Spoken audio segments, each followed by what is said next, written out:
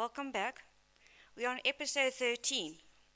Before I hand over to my gran, if you guys would like a question and answer episode, let us know in the comment section below.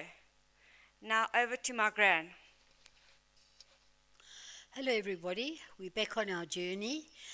I've been thinking about life in itself, what it is like now and what it was in the past, something we don't see anymore. I did say that my two younger children were at the little school in Park Rennie, and there's so much used to go on there. They had the brownies, which is the sister to the Girl Guides. Now you don't have brownies or Girl Guides anymore. So in those days, but the youngest one joined the brownies. And being a mother of one of the pupils, they asked if I'd like to come and help. Well, I just said I would. My daughter being there, I was naturally interested. Well, guess what happened? The other lady that was running it, she pulled out and she left me. Now, I knew nothing about brownies or Girl Guides, as I'd never been one, so I also had to learn. But it was the most rewarding time that I had. Once a week, these children we would gather in our local hall. We'd go through all the procedures, and what they learned how to respect their elders, how to dress, and how they had to study. It was an amazing organization, and I got so much joy out of this.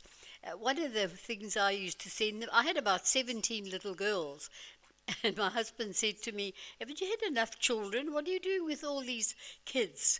Because sometimes I used to bring them to my home because we lived just round the corner. And as I said, what I did with some of them, I'd put two together and I'd send them. I'd say, "Now you go into the village." In those days, you could do this, it was quite safe. And you find some old people that you can perhaps help, run an errand for them or whatever, or just sit and chat. And one of the old ladies, she couldn't wait for the brownies to come and play Scrabble with her. They had to be away for an hour. So what we decided, the principal of this little school was retiring. So we decided we'd give her a surprise.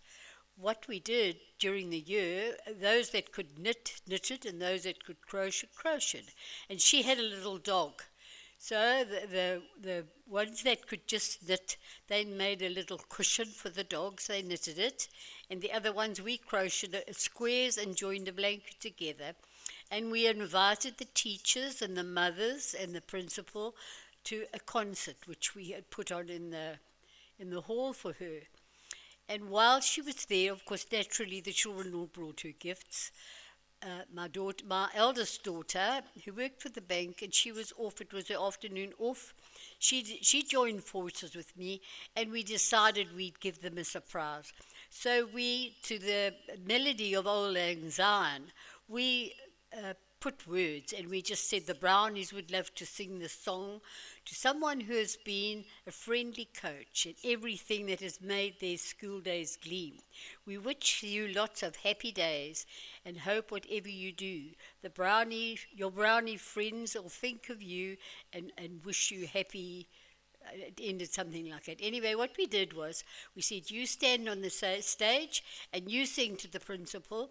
And my daughter and I hid behind the curtains. We didn't want her to know anything because she played the guitar.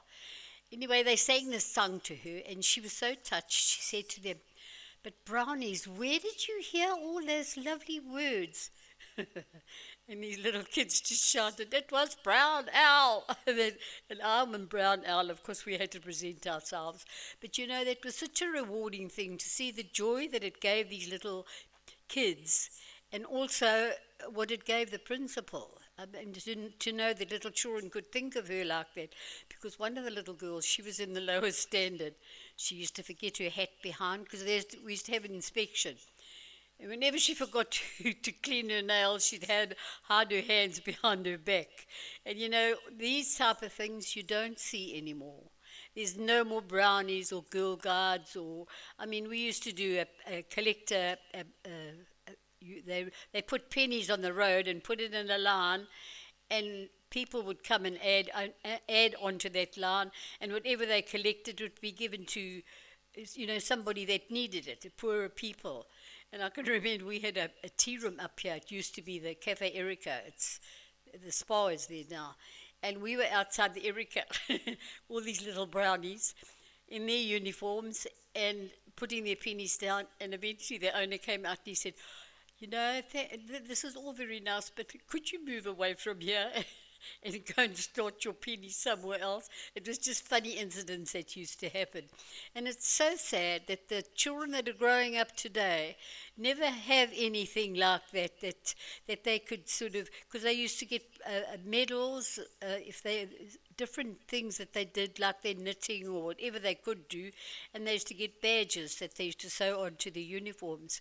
So it was competitive for them, but it was competitive in a nice way for the things that they were doing, the things that they learned. And it is sad now, because the children that are growing up today have got nothing like that, because from the brownies they went to the higher ones, the Girl Guides, and the Girl Guides used to do a lot of good to people that needed stuff like that. Well, there was nothing for the boys. There was just mischief, of course. My youngest son, he was still at this little school, and he wanted a motorbike so badly, like his brother. But he had to have his turn. He had to wait for his turn.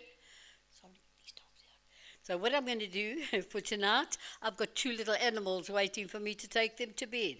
So until our next episode, which will be on Thursday, I'll say cheerio. But Nicole has put in, and she said if anybody wants questions, just to fire them at us and I'll answer them for you. So from Nicole and myself, I'll say cheerio, have a good evening.